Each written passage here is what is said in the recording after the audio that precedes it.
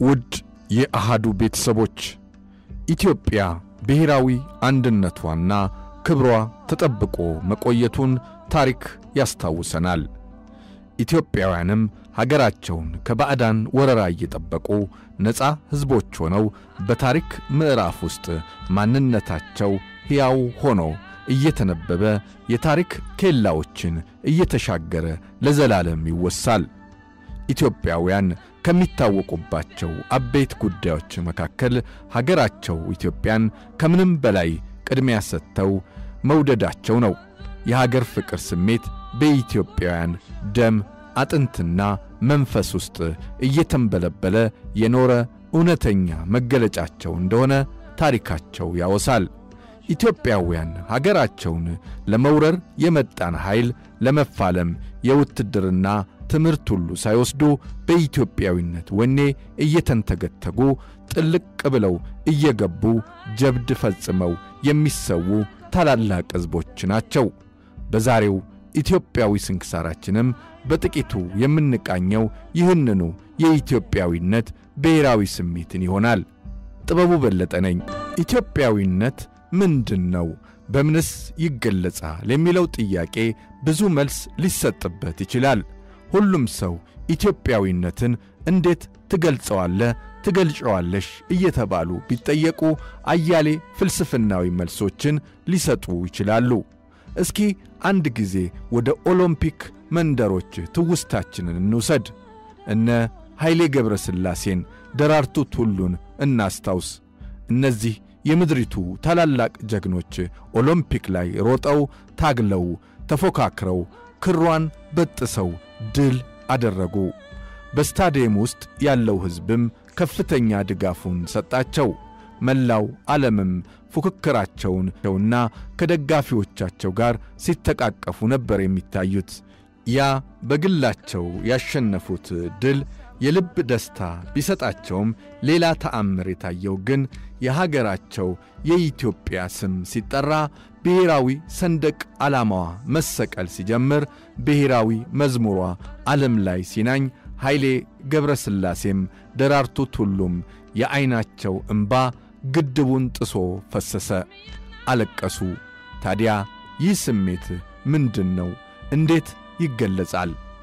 በዓለም የኦሎምፒክ መንደር ጀግኖች ልጆቿ የኢትዮጵያ ስም ከፍ ብሎ እንዲጠራ ሰንደቅ ዓላማዋ ከፍ ተደርጎ ሲሰቀል ብሔራዊ መዝሙሯን ዓለም ሁሉ ቆሞ ሲዘምር የሚያስለቅሰው የሚያንሰቀስቀው ያ ስሜት ከየት መጣ? ያ ስሜት ስሙ ምን ይባላል? አዎ ያ ስሜት ኢትዮጵያዊነት ይባላል። ኢትዮጵያዊነት የሀገር መንፈስ ነው። ከውስጥ ግልብጥ ብሎ የሚወጣ ለመግለጽ የሚያስቸግር እውነተኛ የሀገር ፍቅር ነው። በ15ኛው የምስራቅና መካከለኛው አፍሪካ የእግር ኳስ ውድድር ወቅት የኢትዮጵያና የዚምባብዌ ብሔራዊ ቡድኖች ዋንጫውን ለማስቀረት በአዲስ አበባ ስቴዲየም የመጨረሻውን ውድድር ያደርጉ ነበር። በወቅቱ የኢትዮጵያ ፕሬዝዳንት የነበሩት ኮሎኔል መንግስቱ ኃይለ ማርያምም በአዲስ አበባ ስቴዲየም በክብር እንግድነት ተገኝተዋል። የኢትዮጵያውያን ብሔራዊ ስሜት በእጅጉ የታየበት ወቅትም ነበረ። መላው ኢትዮጵያዊ በዚህ ጨዋታ መንፈሱ ወደ ኅብረት አንድነትና ፍቅር የተሳሰረበት ወቅት ነበረ። በወቅቱ ጨዋታውን በሬዲዮ ለመላው አድማጭ ከሚያስተላልፉት ከጎርፍነህ ይመር፣ ከግርማ ነጋሽ፣ ከይንበርበሩ ምትኬ መካከል የሆነው ምንጊዜም የማይረሳው ድንቅ የስፖርት ኮሜንታተር ደምሴ ዳምጤ ዛሬም ድረስ ሲደመጥ የሚያስጨንቅ ኢትዮጵያዊ ድምፅ ነበረው። ያ ድምፅ ኢትዮጵያና ዚምባብዌ በመለያ ምት ወይም በፍጹም ቅጣት ምት በሚለያዩበት ወቅት የመጨረሻቸው ምዕራፍ ላይ ደርሶ ነበረ። የመጨረሻውን ምት የሚመታው ድንቅየው ተጫዋች ዳኛቸው ደምሴ ነበር። እርሱ የሚመታት ኳስ መረብ ላይ ካረፈች ኢትዮጵያ የምስራቅና መካከለኛው አፍሪካን የእግር ኳስ ውድድር አሸናፊ የምትሆንበት ትልቅ የድል መድረክ ነበረ። ታዲያ ያችን የመጨረሻዋን ትዕይንት በሬዲዮ የሚያስተላልፈው ጋዜጠኛ ደምሴ ዳምጤ ታላቅ ጭንቀት ውስጥ ነው። እናም የጭንቅ ድምፅ አወጣ። ዳኙ ገላግለን ዳኙ ገላግለን የሚል። ዳኙ ገላግለን በኢትዮጵያ ታሪክ ውስጥ ሁነኛ ስፍራ አላት። ምክንያቱም ዳኛቸው ደምሴ የመጨረሻውን ፍጹም ቅጣት ምት ጎል አግብቶ ኢትዮጵያን ከጭንቀት ገላግሎ መላዋ ኢትዮጵያ ላይ የድል ችቦ ተቀጣጠለ። የፕሬዝዳንት መንግስቱ ኃይለ ማርያምም የግል ጠባቂ ሳይቀሩ ስሜታቸው ፈንቅሎ ወጥቶ ባርኔጣቸውን እያነሱ ብድግ ብድግ እያሉ ደስታቸውን ሲገልጹ ነበር። እንዲህ አይነት ጉዳዮች ብሔራዊ ስሜቶች ናቸው። ሀገራዊ ስሜቶች ሀገር ወገንን በጋራ የሚያቆራኙ የስፖርት እንቅስቃሴዎች ውድድሮች በራሳቸው ሀገራዊ ትስስርን ብሔራዊ ስሜትን የሚፈጥሩ ናቸው። ለምሳሌ የኢትዮጵያ እግር ኳስ ብሔራዊ ቡድን ለዓለም ዋንጫን ለማሰለፍ 90 ደቂቃ ብቻ እንዲቀረው አድርጎ ያሰለጠነው ሰውነት ቢሻው የቅርብ ጊዜ ትዝታ ነው። ሰውነት ቢሻው በእግር ኳስ ውስጥ የኢትዮጵያውያንን ብሔራዊ ስሜት በጋራ ያስተሳሰረ ብሔራዊ ቡድኑ በየጊዜው የድል ባለቤት እንዲሆን አድርጎ የኢትዮጵያውያንን አንድነት በስፖርት የፈጠረ አይረሴ አሰልጣኝ ነው።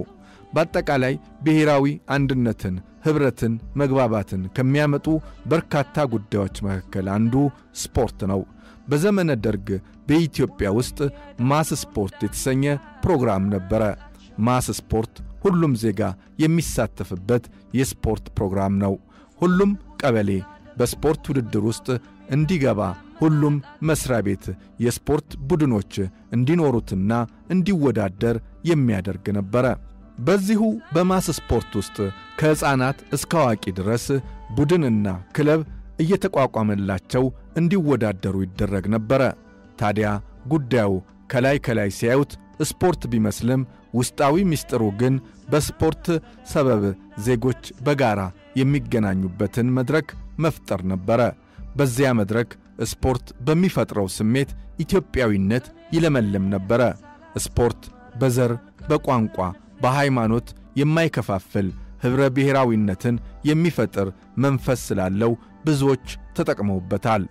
በወቅቱ በምስራቅ ያሉ ኮሙኒስት ወይም ሶሻሊስት ሀገራት ራሳቸው ይህን የማስ ወይም የብዙሃን ስፖርትን በሰፊው ይጠቀሙበት ነበረ። ታላቋ ሶቪየት ኅብረት፣ ኮሪያ፣ ሃንጋሪ፣ ቡልጋሪያ፣ ቻይና፣ ኩባ የመሳሰሉ ሀገራት ማስ ስፖርትን ተጠቅመው የየሀገራቸውን ሕዝብ ብሔራዊ አንድነት፣ የሀገር ፍቅር፣ ኅብረትና ትብብር ያመጡበት ዘዴ እንደሆነም ይነገራል። በሕዝቦች መካከል የተዘራውን የጸብ፣ የጥላቻ፣ የዘረኝነት፣ የጎጠኝነትና የልዩነት መርዝ ማርከሻ መንገዶች አንዱ የሆነው ስፖርታዊ ውድድሮችን ከቀበሌ እስከ ከፍተኛ መዋቅሮች ውስጥ ቢሰራ ጥሩ ውጤት ማምጣት እንደሚቻል ቀደምት ታሪኮቻችን ይመሰክራሉ።